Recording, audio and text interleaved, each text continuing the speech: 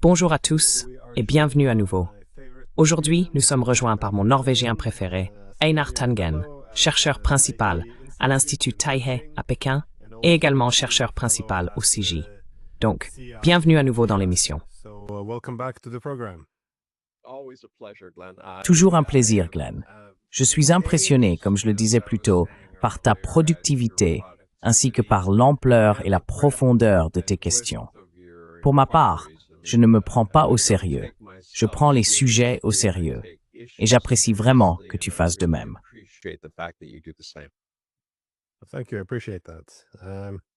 Merci. J'apprécie cela.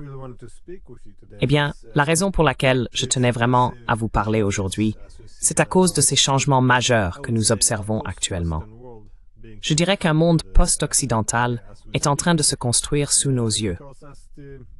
Alors que les États-Unis et leurs alliés européens continuent de lutter contre des problèmes économiques, une dette insoutenable et l'instrumentalisation de la dépendance économique, il devient évident que tout le système économique organisé autour d'un centre de pouvoir unique, l'hégémon libéral comme on l'appelle, est déjà arrivé à son terme. Et qu'est-ce qui le remplacera?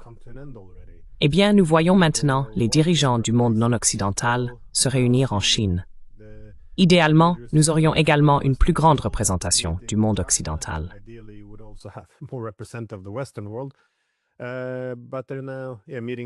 Mais ils se réunissent maintenant en Chine pour construire cette nouvelle architecture économique internationale post-occidentale. Et en effet, la plupart de l'attention semble se concentrer sur 3 des 4 plus grandes économies du monde en termes de parité de pouvoir d'achat, à savoir la Chine, l'Inde et la Russie, qui semblent aujourd'hui plus unies qu'elles ne l'ont jamais été auparavant. Le monde essaye maintenant de comprendre cela et d'évaluer l'importance de ce qui se passe réellement. C'est pourquoi je tenais vraiment à avoir votre avis. Pour commencer par une question très large, comment interprétez-vous la portée de cette réunion d'une telle ampleur que nous venons de voir en Chine?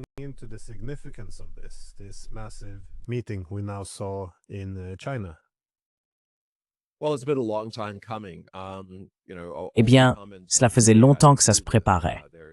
Tous les commentaires que vous avez faits, je les partage. Il y a une détérioration. Mais un peu comme les vinyles et les cassettes, ils semblent disparaître puis revenir. Ce sont des tendances. Mais ce que nous observons actuellement est vraiment entièrement dû à Donald Trump. Beaucoup de gens ici en Chine, et j'ai parlé à des personnes en Russie et ailleurs, ont dit que le plus grand cadeau fait à la Chine et à l'Asie a été Donald Trump. Ils n'auraient jamais pu anticiper quelqu'un qui imposerait réellement un nouvel ordre mondial, simplement par son genre d'agenda unilatéral, sans stratégie finale ni pratique cohérente. Je veux dire, si vous aviez demandé à quiconque il y a 2 ans si cela était possible, tout le monde aurait répondu non. Donald Trump ne sera jamais réélu.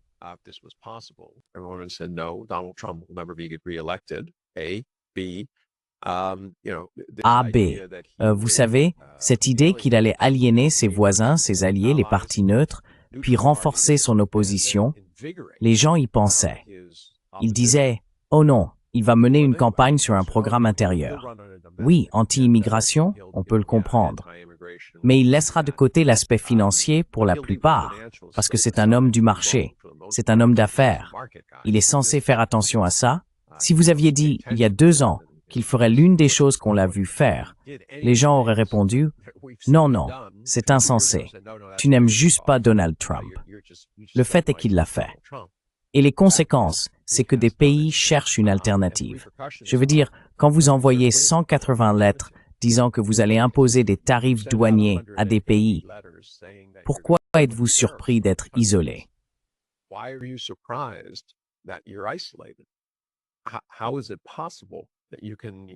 Comment est-il possible de remodeler unilatéralement le monde alors que celui-ci devient multipolaire?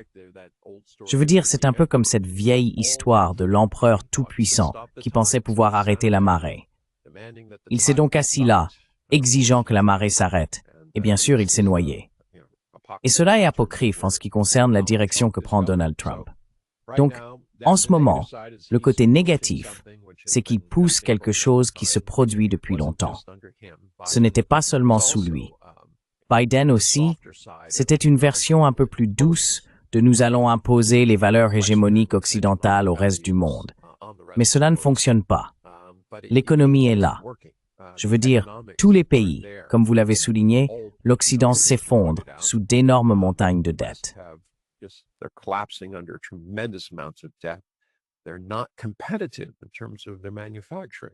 Ils ne sont pas compétitifs en matière de production industrielle. Et au lieu de miser sur leurs points forts, c'est-à-dire leurs institutions éducatives et leur capacité d'innovation, ils semblent tourner le dos à cela et poursuivre une sorte de faux espoir, à savoir que la fabrication à faible marge et l'industrialisation pourraient d'une manière ou d'une autre les sauver. Si cela devait arriver, je pense que la Chine et de nombreux autres pays en seraient ravis, car ils s'empareraient de l'avenir à forte marge qui se trouve dans l'économie numérique, et ce seraient eux les gagnants. Donc rien de tout cela n'a de sens, mais c'est en train de se produire. Et ce n'est pas simplement une réaction purement liée à Trump.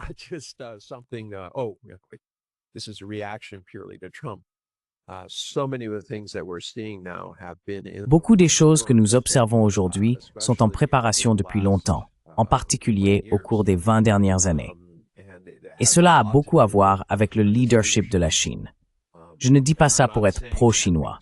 Je dis simplement que leur succès économique a conduit à une situation où les gens les considèrent comme un modèle de développement. En plus de cela, ils ont élaboré une sorte de discours qui parle d'un avenir partagé, de principe, de la résurrection d'un ordre mondial où la sécurité, le développement et le respect de la souveraineté sont mis au premier plan.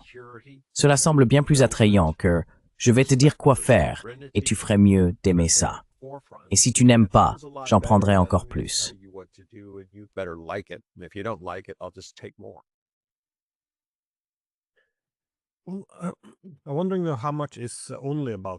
Je me demande dans quelle mesure tout cela concerne uniquement Trump. Car souvent, vous savez, la théorie de l'économie politique, certaines théories suggéreraient que les États-Unis n'ont pu jouer le rôle d'hégémon bienveillant qu'en raison de leur immense concentration de puissance économique, à une époque où il existait une attraction naturelle vers les États-Unis pour faciliter ses biens communs, si l'on veut. Mais tout le monde supposait, enfin, pas tout le monde, mais beaucoup supposaient, qu'une fois que les États-Unis seraient en déclin relatif, ils ne pourraient plus générer de confiance, que pour rester la seule puissance centrale, ils devraient maintenir les autres puissances à distance. Ils devraient donc commencer à abuser de ce contrôle administratif sur l'économie internationale. Maintenant, je ne vais pas minimiser les politiques de Trump, et cette guerre tarifaire contre le monde a été un désastre.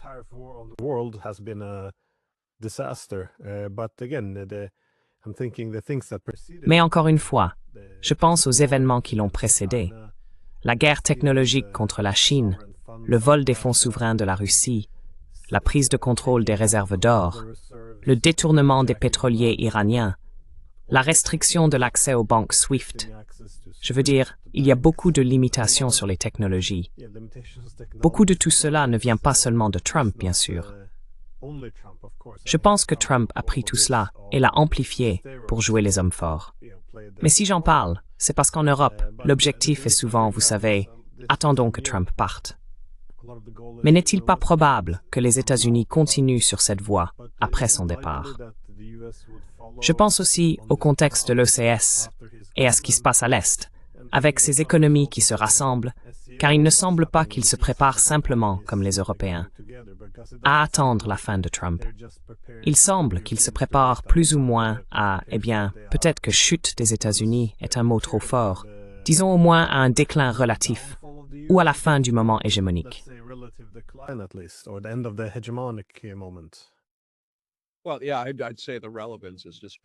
Eh bien, oui, je dirais que la pertinence s'estompe. Je suis complètement d'accord avec ce que vous avez dit. Ma façon de voir les choses, c'est que Donald Trump agit comme un accélérateur. Ce qu'il a fait a en essence précipité cette course vers le précipice vers lequel de nombreuses économies occidentales se dirigeaient déjà. Je veux dire, souvenez-vous, toutes ces économies, depuis 600 ans, reposent sur un modèle impérial. Cela signifie qu'à chaque fois qu'il y a un problème chez soi, ou si l'on veut s'enrichir, on va ailleurs et on prend ce que les autres possèdent. Je prends toujours l'exemple de l'Inde.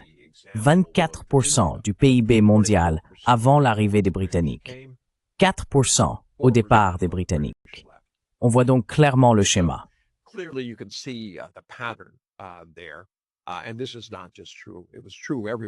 Et ce n'est pas seulement vrai à un endroit, c'était vrai partout où ils allaient. Aujourd'hui, ce modèle a décliné, et maintenir ce type de richesse n'a même plus de sens. Vous avez quoi? 10 ou 15% de la population qui bénéficie d'un niveau de vie relativement élevé, tandis que le reste du monde est laissé pour compte. Puis, au début des années 2000, il y a une rupture. L'OMC arrive. Et tout à coup, il y a une opportunité pour les économies en développement et émergentes de s'imposer, de faire partie de l'économie mondiale, principalement parce qu'elles proposaient une production à bas coût. Et maintenant, on assiste à un revirement. Les États-Unis ont dit « Oh, attendez une seconde, c'était trop avantageux pour vous. »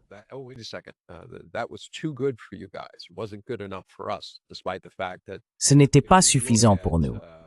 Malgré le fait que si l'on regarde les profits mondiaux sur la même période, de 2000 à aujourd'hui, les 2/3 des profits allaient vers l'Europe et l'Amérique.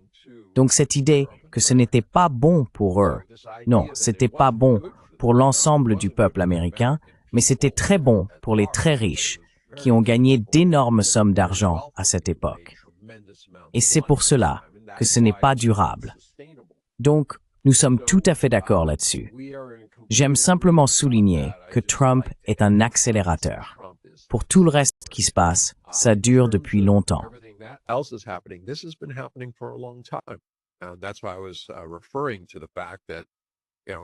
C'est pourquoi je faisais référence au fait qu'à des stades antérieurs, on a vu Xi Jinping arriver et commencer à parler en utilisant ce langage sur un avenir partagé. Et disons que je suis un pays d'Afrique ou d'Amérique du Sud et que j'ai un choix très clair. Je peux choisir un pays qui dit « Écoutez, je crois en un avenir partagé, dans lequel je respecte votre souveraineté. Nous faisons du commerce et nous encourageons la sécurité de votre pays, pas au détriment des autres pays. » Ou alors, vous êtes un petit pays, je vais prendre des choses chez vous et vous allez aimer ça. Et si vous n'aimez pas, j'ai une carte militaire. Et par le passé, j'ai organisé 72 changements de gouvernement connus. Combien d'inconnus?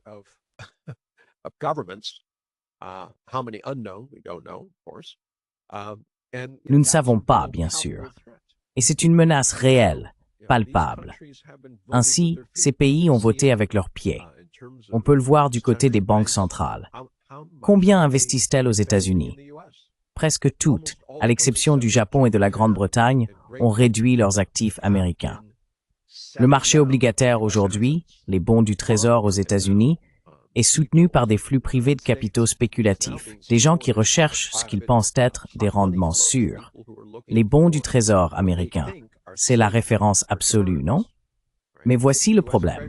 Au même moment où Donald Trump multiplie les manœuvres, il déclare aussi « Écoutez, je veux dévaluer le dollar américain de 30%. »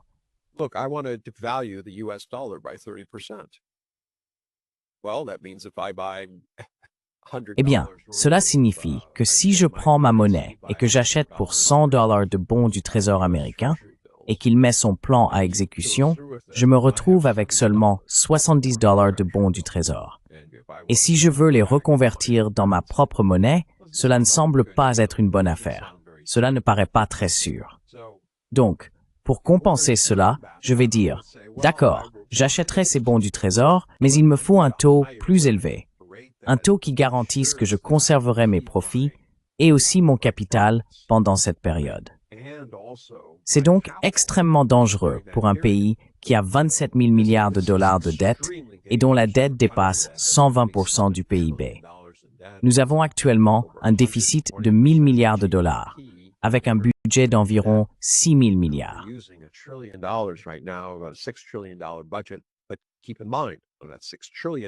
Mais gardez à l'esprit que sur ces 6 000 milliards de dollars, nous empruntons déjà régulièrement 2 000 milliards. Cela signifie que nous ne suivons pas le rythme de nos dépenses. En plus de cela, nous ne faisons qu'ajouter à notre dette existante. Et ensuite, pour financer cette dette, nous utilisons une part de plus en plus importante de ce qui reste de notre budget. Et puis, il faut ajouter les dépenses militaires. Ce n'est soutenable d'aucune manière, sous aucune forme. Peu importe combien, vous pourriez retirer tout l'argent des universités, 80 milliards de dollars. Cela ne changerait rien si vous supprimiez quelques centaines de milliards de dollars de l'implication américaine à l'étranger, que ce soit pour les Nations Unies ou autres.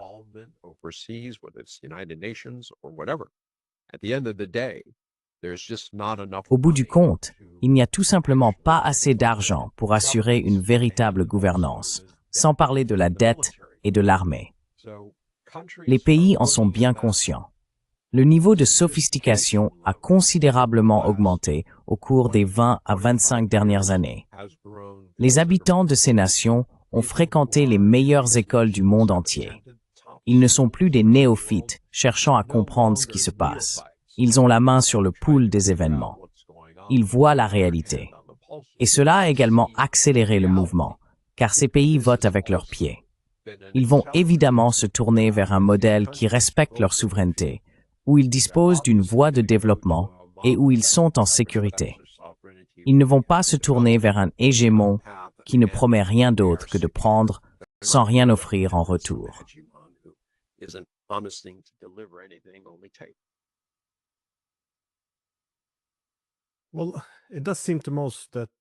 Eh bien, il semble évident pour la plupart que ce modèle est arrivé à une impasse. Mais c'est justement pour cela que je trouve étrange qu'il n'y ait pas vraiment de prise de conscience de cela en Occident, ni du besoin d'envisager d'autres alternatives. Car, comme on le voit aujourd'hui, la majorité mondiale se réunit en Chine pour tenter de reconstruire une architecture économique alternative. Les réactions de l'Occident ont été très hostiles. La chef de la diplomatie européenne, Kaja Kallas, a déclaré que cela représentait une menace pour l'ordre fondé sur des règles. Dans les médias allemands, l'un des journaux a qualifié cela de sommet des méchants, car l'Occident libéral et démocratique avait décidé de ne pas y participer.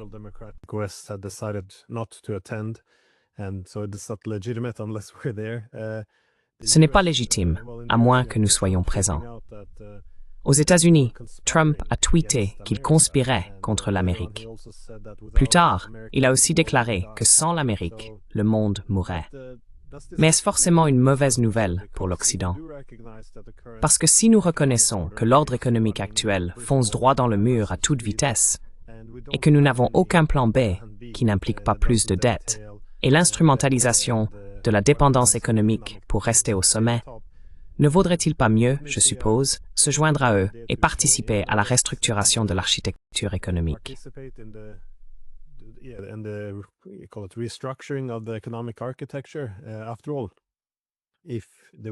Après tout, si l'Occident n'y participe pas, il semble que ce qui va en ressortir ne sera pas très favorable à l'Occident, du moins sans une participation significative. Je ne sais pas. Eh bien, si l'on regarde simplement les accords qui ont été conclus, pour moi, l'un des plus importants, sinon le plus important, c'est cet accord gazier entre les Chinois et les Russes. Il s'agissait d'une énorme part des champs de Yamal dans l'Arctique, du gaz initialement destiné à l'Europe, qui est désormais redirigé vers la Chine. C'est une catastrophe après l'autre, et je ne vois tout simplement pas, alors que la situation de l'Occident ne fait qu'empirer, quelle est l'alternative à la discussion d'un système économique international qui ne soit pas entièrement organisé autour des États-Unis?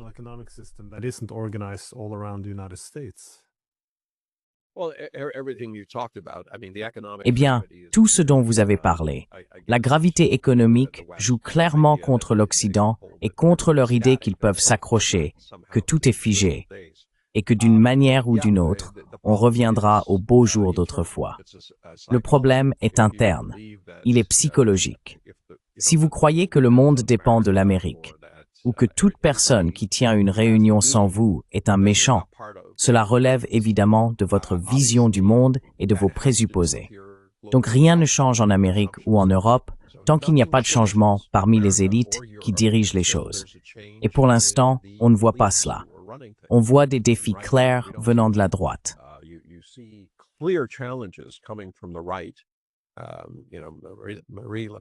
Vous savez, Marine Le Pen, même si elle est écartée, son mouvement continue d'avancer.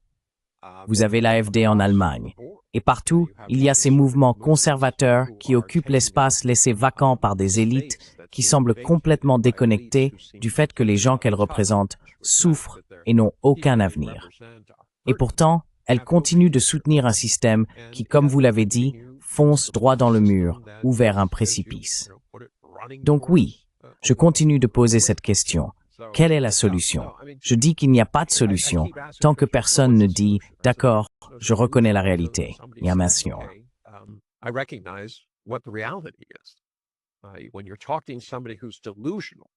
Quand on parle à quelqu'un qui est dans le déni de la réalité, essayer d'être rationnel ne fonctionne pas du tout.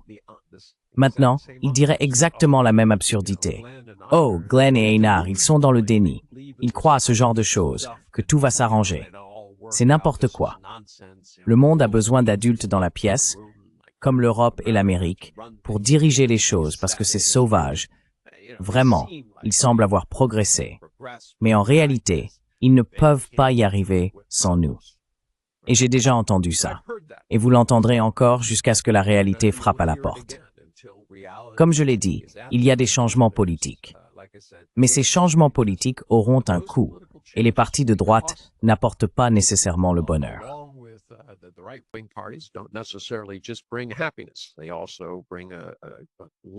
Ils apportent aussi une grande part de division. Ils sont contre les immigrés. Ils veulent revenir à une politique conservatrice, des choses qui vont restreindre les libertés qu'ils disent leur être actuellement refusées. Et c'est une histoire aussi vieille que le monde. Donc oui, la situation semble sombre tant qu'il n'y a pas de véritable changement dans la façon dont les gens perçoivent les opportunités. Je veux dire, j'en parlais récemment, et quelque chose que ma grand-mère me disait toujours m'est revenu en tête. Elle disait, « Tu sais, la créativité, c'est voir des opportunités là où les autres voient des obstacles. En ce moment, en Occident, ils ne voient que des obstacles. En ce moment, le reste du monde voit des opportunités. »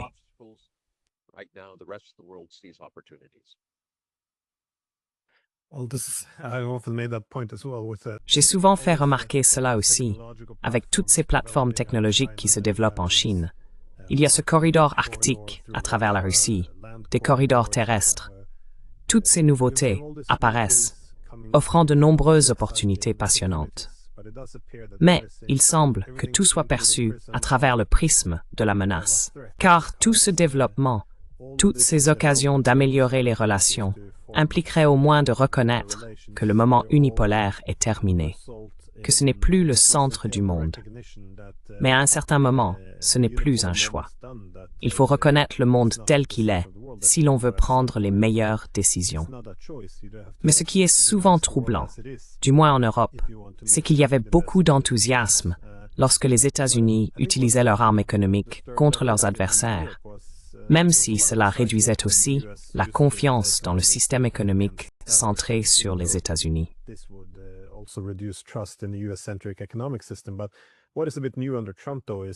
Mais, ce qui est un peu nouveau sous Trump, c'est l'utilisation de ces mesures de manière aussi agressive contre des pays alliés également, enfin, contre les Européens eux-mêmes, ce qui les a beaucoup contrariés. Mais je voulais me concentrer sur l'Inde, car cela me semble très significatif par rapport à ce qui se passe actuellement. On est passé d'un tarif de 25% à 50% contre l'Inde, à moins qu'elle ne fasse ce qu'on lui demande, c'est-à-dire acheter plus d'énergie et d'armes américaines, couper ses relations avec les pays avec lesquels l'Amérique ne veut pas qu'elle commerce, principalement la Russie aujourd'hui, et en somme, se rendre excessivement dépendante des États-Unis, ce qui se traduirait, je suppose, par moins de prospérité économique et une plus grande dépendance politique.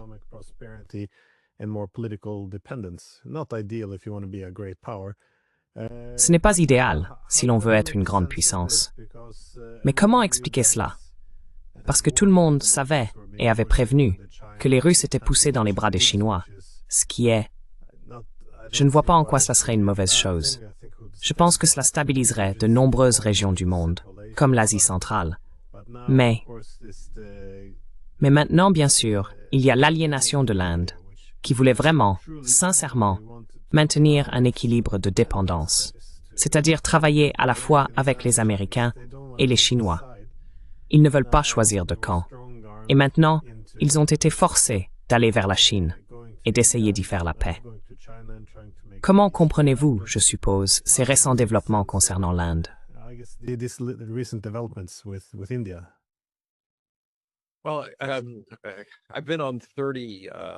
Eh bien, j'ai participé à 30 émissions de télévision indiennes cette semaine, représentant environ 7 ou 8 de leurs chaînes. Et je peux vous dire que ce n'est pas tant ce que je dis qui compte. Cela dépend beaucoup plus du type de questions qu'ils posent. Et elles sont regroupées de manière similaire. D'abord, ils disent « Écoutez, c'est hypocrite. Les États-Unis ont augmenté de 28% l'achat de Yellow Cake, de métaux stratégiques rares et d'engrais en provenance de Russie l'année dernière. La Chine achète plus de pétrole que nous. L'Europe est la principale destination des produits pétroliers que nous raffinons et leur envoyons.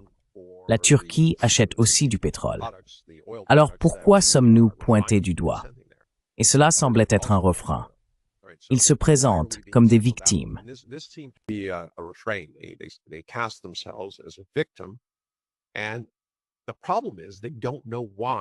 le problème, c'est qu'ils ne savent pas pourquoi.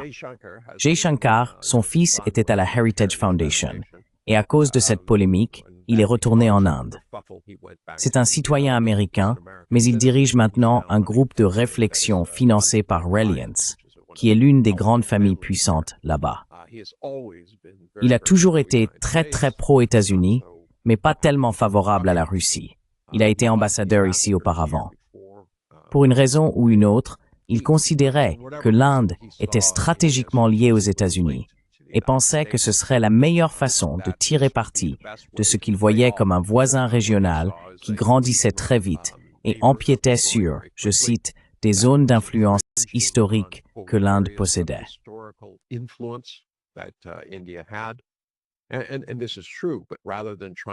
Et c'est vrai, mais au lieu d'essayer de dialoguer avec la Chine, leur état d'esprit était « nous allons jouer un jeu. Nous allons tenter de tirer profit à la fois des États-Unis et de la Chine. Avançons jusqu'au premier mandat de Trump. C'était Howdy Modi. Il y avait d'immenses foules au Madison Square Garden, des fans enthousiastes, des séances photos, tout ce genre de choses. Donc, lors de la seconde fois, il y avait beaucoup de gens qui soutenaient Trump. Ils disaient, eh bien, c'est notre ami, il va s'occuper de nous, cette relation spéciale va continuer. Mais Trump a changé d'attitude.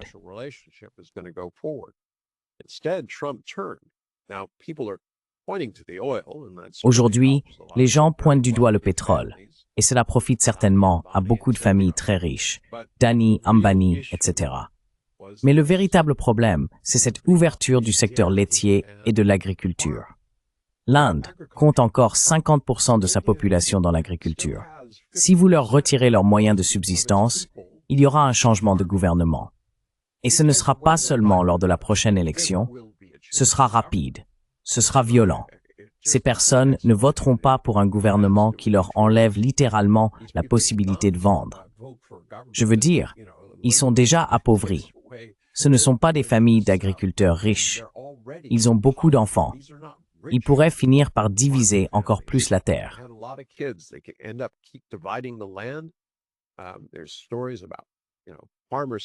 Il y a des histoires, vous savez, de suicides d'agriculteurs, littéralement des centaines chaque semaine. Des gens contractent des dettes écrasantes qui se transmettent de génération en génération. C'est une ligne rouge en politique indienne. Voilà pour cela.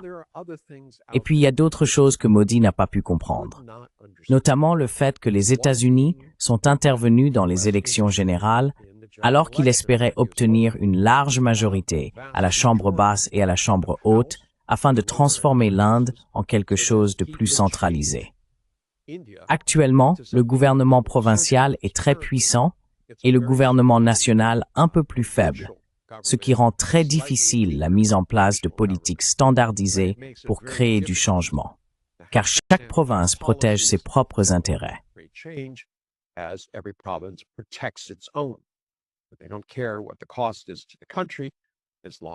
Ils se moquent du coût pour le pays tant qu'ils peuvent en tirer un bénéfice localement. C'était donc un problème majeur. Il y avait un sentiment de trahison. Après cela, il est allé afficher un large sourire et a enlacé Poutine. Cela n'a pas du tout été bien perçu à Washington. Soudainement, le Bangladesh entre en jeu. Une révolution de couleur que, selon certains en Inde, les États-Unis auraient financé et encouragé, aboutit à un gouvernement qui n'est plus favorable à l'Inde. Ensuite, il y a cette histoire où Trump affirme avoir réglé une guerre entre le Pakistan et l'Inde. Quelle que soit la réalité, le fait est que l'Inde nie cela avec véhémence. C'est une attaque directe contre Modi, dans la mesure où il a dit à la population « L'Inde est forte et fière. Je suis votre dirigeant. Personne ne s'interpose entre nous. Nous sommes aux commandes. Nous avons gagné cette guerre. »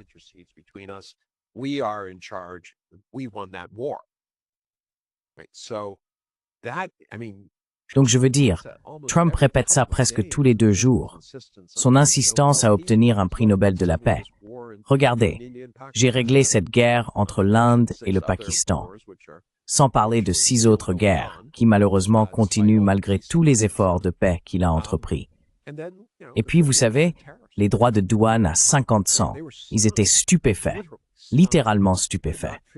Ils n'arrivaient pas à comprendre pourquoi les États-Unis les attaquaient, insistaient sur des choses politiquement irréalisables, mettaient leurs dirigeants dans l'embarras et donnaient l'impression de vouloir les ruiner. Donc je veux dire à l'origine, Modi est allé là-bas. Et j'ai parlé à des gens, évidemment, qui avaient 30 émissions. Quelques-uns pensaient que la meilleure stratégie pour l'Inde était d'utiliser le panda ou le dragon contre l'aigle.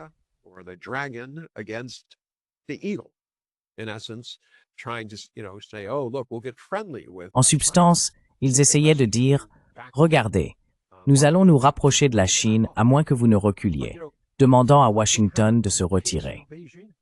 Mais un événement inattendu s'est produit en route vers Pékin. Vous avez vu les images. Elles étaient authentiques. Xi, Modi, Poutine riant ensemble. Je veux dire un petit groupe informel. Comparez cela aux dirigeants européens qui ont été traînés dans le bureau de Trump, assis comme un groupe de journalistes ou d'élèves écoutant le grand professeur. Aucun véritable sentiment de respect ou de convivialité, à part quelques tentatives occasionnelles de louer son pouvoir ou de le flatter pour obtenir un peu plus de temps.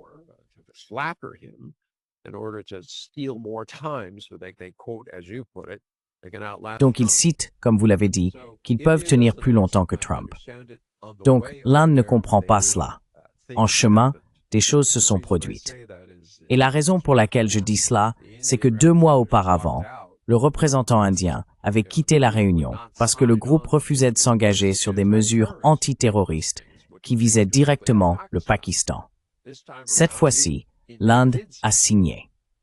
D'accord, il passe sous silence le fait que le document disait en réalité que tout le monde est contre tout terrorisme. Il n'y a pas de bon ou de mauvais terrorisme. Il y a eu beaucoup de questions sur l'hypocrisie du côté indien, car d'un côté, ils insistent sur le fait que ce qui arrive aux Indiens est un acte de terrorisme.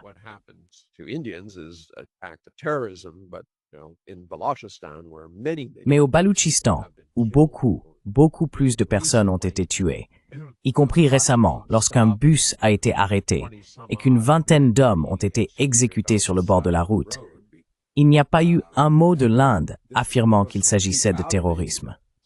En fait, un colonel a même tenté de justifier cela en disant « Écoutez, ce que nous faisons est bien.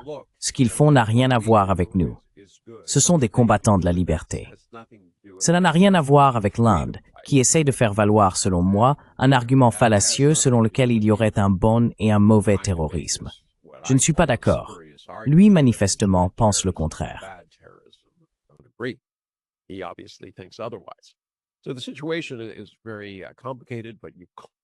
Donc, la situation est très compliquée, mais on peut clairement voir que si l'Inde s'était rendue là-bas avec l'idée d'utiliser Pékin comme une sorte de levier contre Washington, cette idée a probablement disparu. Cela avait aussi beaucoup de sens. Je veux dire, c'est ce que pensait la partie indienne, surtout lorsqu'ils ont annoncé cet énorme accord sur le gaz. Littéralement, ça va presque doubler ce qu'ils ont actuellement. Ils ont 12 milliards, peu importe les unités dans un gazoduc, et 44 dans un autre. Cela fait 50. Cela représente à l'heure actuelle environ 12% de la consommation chinoise en provenance de Russie. Pourquoi est-ce important à savoir? Parce que le gaz acheminé par pipeline est moins cher que le gaz qui doit être comprimé, chargé sur des navires spéciaux, expédié, décompressé, puis injecté dans les réseaux.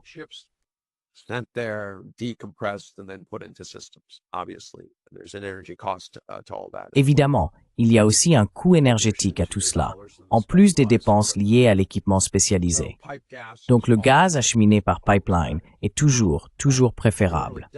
Maintenant, en doublant littéralement cette capacité, si cela se produit, et cela prendra des années à se concrétiser, il reste un certain nombre de problèmes, notamment sur le plan économique. Ils ne se sont pas mis d'accord sur le prix ou sur une formule de tarification, et c'est absolument crucial. Évidemment, la Russie ne veut pas construire un pipeline pour ne pas pouvoir l'utiliser ensuite. Et vous savez, la Chine veut obtenir un prix qui, selon elle, représentera une valeur par rapport au marché. Ils doivent donc encore se mettre d'accord là-dessus. Il faut encore construire l'infrastructure. Les Chinois sont évidemment des experts à grande échelle.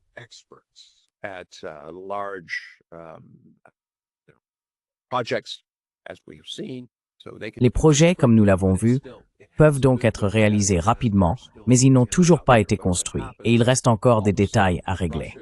Mais si cela se concrétise, tout à coup, la Russie fournira 23% du gaz naturel de la Chine, une quantité énorme.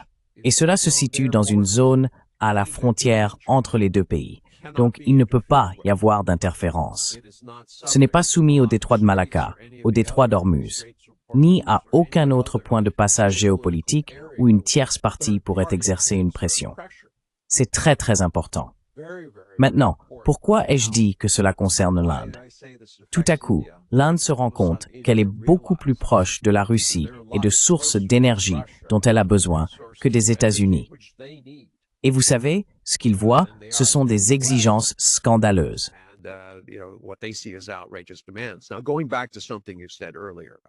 Pour revenir à ce que vous avez dit plus tôt à propos des gens qui essayent de comprendre le phénomène Trump, il est bien de dire que vous allez survivre à Trump, mais la question est la suivante.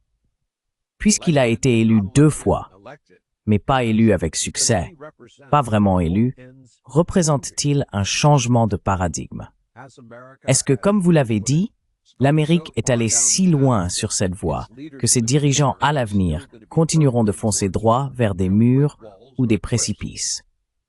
Et en ce moment, je crois que la plupart du monde pense que les États-Unis suivent une trajectoire qui ne sera pas favorable aux autres nations.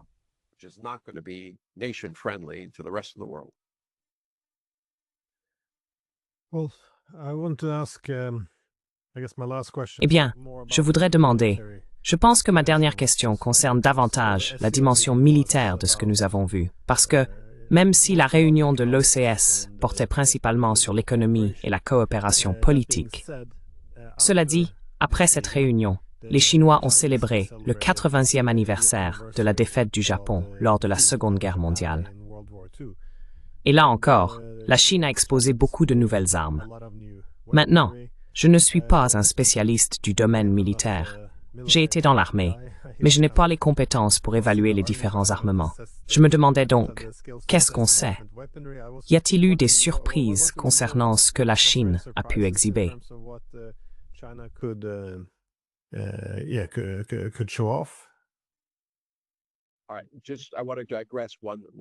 Très bien. Je voudrais juste digresser un court instant sur l'OCS. Je veux que les gens gardent à l'esprit que tous les mots qu'ils ont entendus à l'OCS sont en essence le même vocabulaire que celui utilisé dans l'initiative La ceinture et la route et aussi au sein des BRICS. Ainsi, lorsque la Chine a également parlé de cette initiative de gouvernance mondiale, c'est le quatrième pilier qui s'est ajouté. Car auparavant, ils avaient la sécurité dont j'ai parlé, ils avaient le développement, et ils avaient cette notion de civilisation que j'assimile au respect et à la souveraineté. Et maintenant, ils disent, d'accord, vous réunissez tout cela, et ce que nous devons faire, c'est réformer l'ONU pour qu'elle reflète ce qui est nécessaire pour le monde.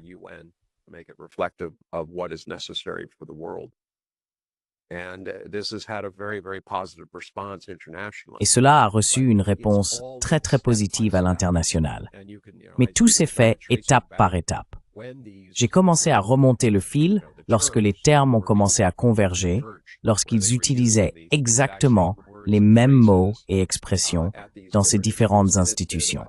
Et ça dure depuis le tout début, depuis qu'ils ont commencé à parler de ces initiatives, ils ont mis en place un cadre de vocabulaire qu'ils utilisent. Donc c'est vraiment, vraiment progressif. Ils avancent dans une direction claire. Et cette direction, c'est que l'ONU telle qu'elle existe aujourd'hui ne fonctionne pas. Personne de rationnel ne dirait le contraire. Mais que faire à ce sujet?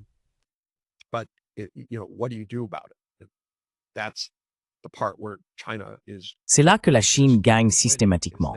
Ils ont un plan, ils ont un objectif, un plan, et ils ont la capacité de l'exécuter. Et cela est très important. Maintenant, je m'égare. Nous reviendrons à la question militaire. Vous savez, beaucoup de choses dépendent de la façon dont on présente cela. Si vous regardez les médias occidentaux, c'était une menace. C'est une raison pour l'Europe et l'Amérique de dépenser plus d'argent pour rattraper la Chine. Et je suis sûr que le complexe militaro-industriel est ravi d'avoir vu ce défilé, car il y a tellement de jouets qu'ils n'ont pas. Et maintenant, ils vont chercher des financements. Ils disent, « Oh, regardez, voyez, c'est pour ça que vous devez me donner, vous savez, 2000 milliards de dollars pour que je puisse m'occuper de cette menace pour vous. »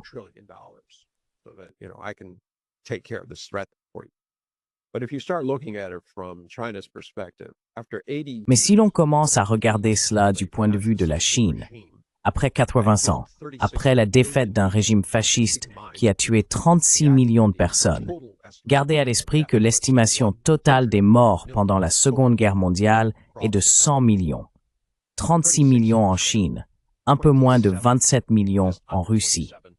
Cela vous donne une idée de qui a réellement souffert.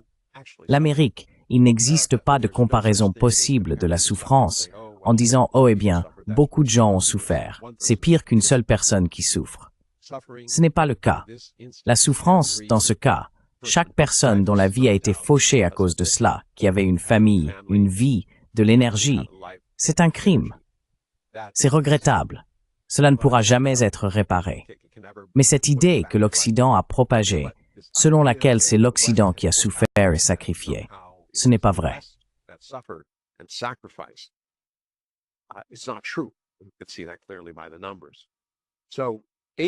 Vous pouvez le voir clairement à travers les chiffres. Alors, dans 80 ans, que voyez-vous dans le monde? Nous voyons à Gaza le même langage fasciste, la capacité de monstres, comme je les appelle, à transformer des gens en animaux. Parce que si vous étiez allé en Israël il y a 5 ou 6 ans et aviez marché dans les rues de Tel Aviv, vous auriez vu, entre guillemets, des gens normaux, ordinaires, peu importe ce que vous pensiez de leur politique et de leur politique.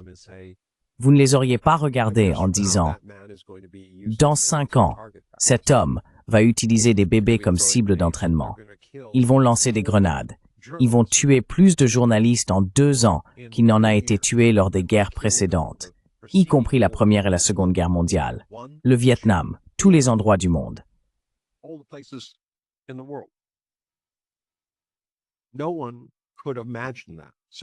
Personne n'aurait pu imaginer cela.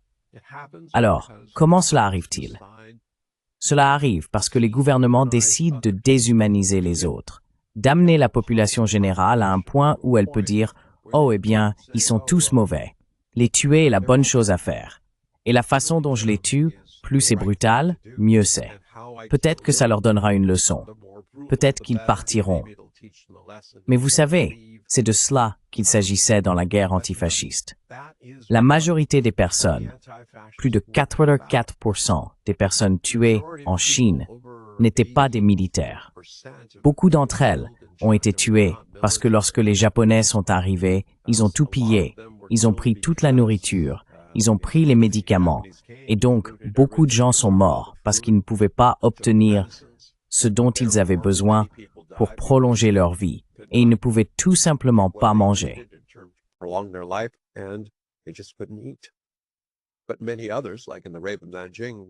Mais beaucoup d'autres, comme lors du massacre de Nankin, ont été tués de force, brutalement. Vous savez, des hommes attachés ensemble, puis utilisés comme cible pour l'entraînement au sabre-baïonnette. Des femmes violées, des enfants violés, tués. Je veux dire, ce sont des choses qui se sont produites. Alors il faut se poser des questions.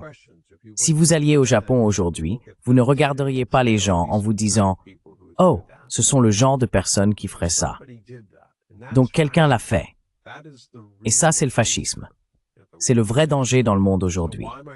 Alors pourquoi est-ce que je parle de ça à propos du défilé militaire? On appelait la Chine l'homme malade de l'Asie parce qu'elle était facilement conquise.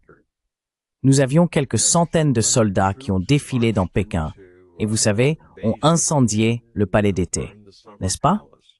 Ils ont pu forcer la Chine à accepter la drogue parce que leur soif de thé était telle qu'ils ne voulaient plus le payer en argent.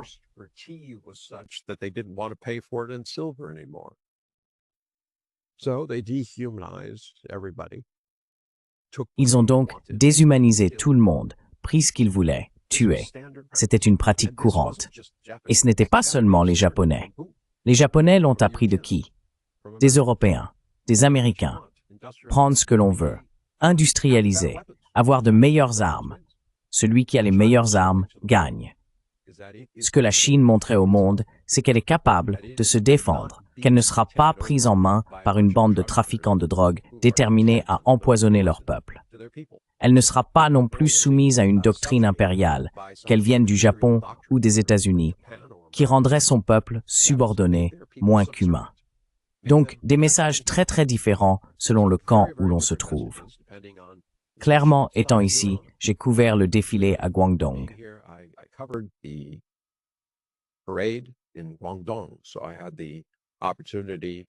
J'ai eu l'occasion de parler avec des gens là-bas. Je vis à Pékin. J'ai discuté avec des personnes ici. Et je peux vous dire qu'il n'y a personne qui ne soit pas fier du fait qu'ils ne seront plus jamais subjugués. Et cela se traduit par beaucoup plus de confiance. Je veux dire, d'un côté, Pékin a dit non à Donald Trump. Et il n'y a rien qu'il puisse faire à ce sujet. Il a besoin de ces terres rares. Il lance des menaces tous les 2 jours, disant « Je vais mettre une taxe de 200% sur la Chine à moins qu'il me donne les aimants. » Je veux dire, je ne sais pas ce qu'il...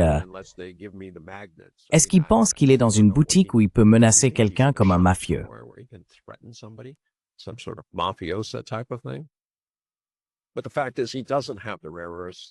Mais en réalité, il ne possède pas les terres rares. Et il faudrait entre 10 et 15 ans pour créer des installations de traitement atteignant les niveaux de pureté nécessaires à la consommation commerciale. Donc il est coincé avec eux. C'était une première en quelque sorte, lorsque la Chine s'est levée et a dit « Non, nous n'allons pas nous laisser faire ». Ensuite, il y a eu ce défilé militaire, où il est clair que militairement, la Chine ne se laissera pas intimider. Donc en ce moment, beaucoup de Chinois ont le sentiment d'être plus en sécurité qu'ils ne l'ont jamais été. L'économie ici est-elle parfaite? Non, loin de là. L'économie mondiale, ces tarifs douaniers affectent l'ensemble de l'environnement mondial.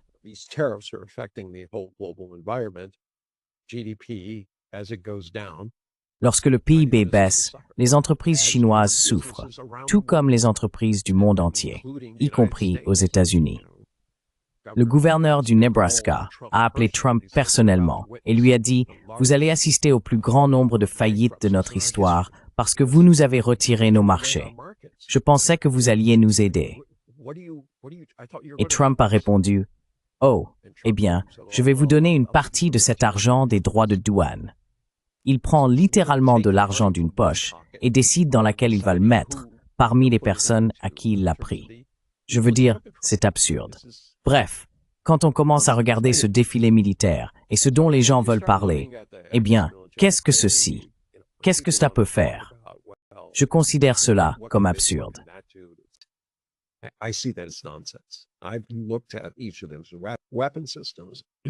J'ai examiné chacun de ces systèmes d'armes et je vous le dis, ce qu'il faut en retenir, c'est que la Chine suit le rythme de la technologie.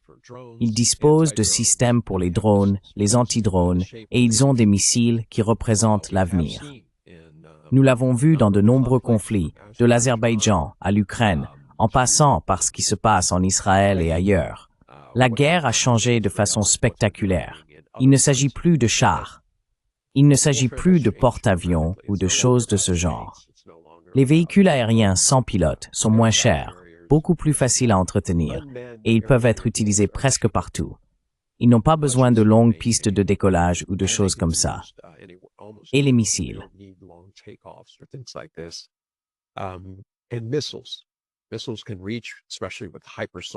Les missiles, en particulier ceux dotés de capacités hypersoniques, peuvent atteindre des cibles contre lesquelles il est impossible de se défendre en retour. C'est donc vers cela que se dirige la guerre moderne. La Chine a démontré qu'elle est capable de se protéger, qu'elle reste pertinente. Et cela donne beaucoup de confiance au peuple chinois. Il y a toujours un risque qu'elle suive l'exemple des États-Unis et tente de dire « Puisque nous sommes plus puissants, nous allons utiliser notre puissance pour obtenir et extraire des choses des autres. » C'est pourquoi je pense que l'OCS, la BRI et les BRICS sont très importants, car ils signalent exactement le contraire. La Chine, malgré sa puissance économique et militaire, affirme « Nous avons besoin d'un monde inclusif, durable, qui profite à tous. »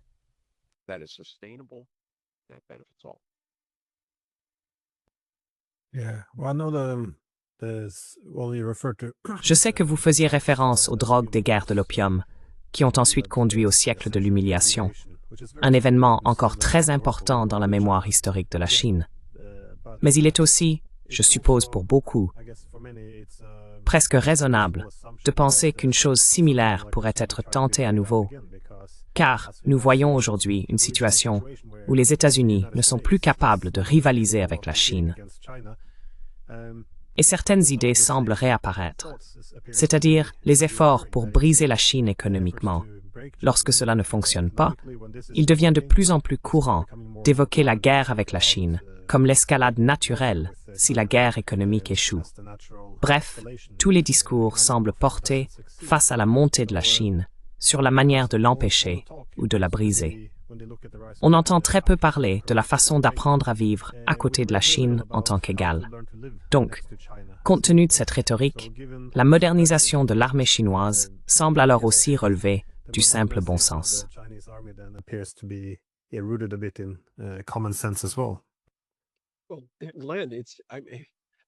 Eh bien, Glenn, ce qui me dérange vraiment, c'est que ce n'est pas une question de compromis. En Amérique, nous avons des atouts, et l'Europe aussi, en ce qui concerne notre éducation. Vous savez, les nouvelles forces productives qui émergent reposent sur les ressources humaines. Et cela signifie des universités, des personnes intelligentes qui se rassemblent, de nouvelles idées. Je veux dire, la révolution numérique change la productivité, n'est-ce pas? On n'a plus besoin d'autant de personnes, et les gens voient cela comme une menace, mais ils ne devraient pas. S'il y a ce genre de productivité, les gens peuvent travailler moins et mener malgré tout des vies très très heureuses. Je veux dire, en Amérique, moins de 2% de la population travaille dans l'agriculture. Et pourtant, l'Amérique peut produire plus de nourriture qu'elle ne peut en consommer elle-même.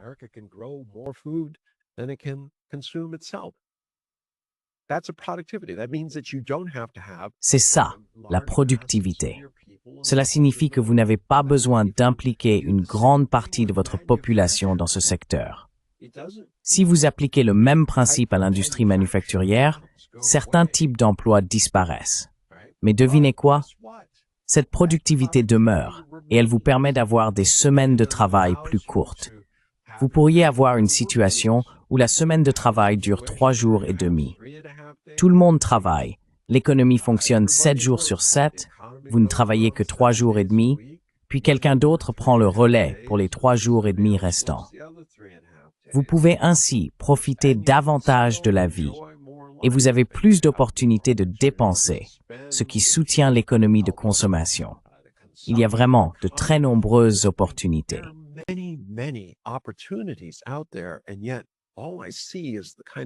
Et pourtant, tout ce que je vois, ce sont des choses négatives. Les États-Unis et l'Europe ont tellement à offrir. Il ne s'agit pas de se contenter de ce qu'on a, il s'agit de reconnaître les réalités et les opportunités. Souvenez-vous, j'ai parlé de ce qu'est la créativité. C'est voir des opportunités là où d'autres voient des obstacles. Et c'est vraiment ce qui me dérange.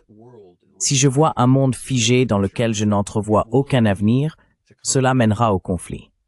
Mais si je peux changer de perspective et regarder de façon créative en me disant « Hey, il y a des opportunités incroyables qui existent, je dois juste être prêt à les saisir. » Eh bien, quelle différence cela ferait?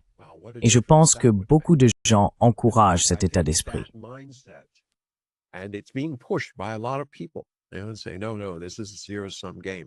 Ils disent « Non, non, c'est un jeu à somme nulle. Soit nous gagnons, soit ils gagnent. Il ne peut pas y avoir 2 gagnants. » C'est quelque chose qui doit changer si nous voulons maintenir la paix. Et je suis tout à fait d'accord avec vous. La Chine a longtemps craint que les États-Unis ne se tournent vers l'option militaire, comme ils l'ont fait par le passé, comme ils l'ont fait contre la Chine. Et c'est pour cela que vous avez vu ce défilé. Pourquoi ils étaient prêts à le faire? La plupart des pays préfèrent garder leurs secrets militaires bien cachés. Pourquoi? Parce qu'ils ne veulent pas révéler leurs véritables capacités au cas où il y aurait un conflit. Dans ce cas, la Chine a montré à peu près tout ce qu'elle avait. Et c'est un signal adressé à tous. Ne venez pas nous chercher. Ne nous considérez pas comme une cible facile.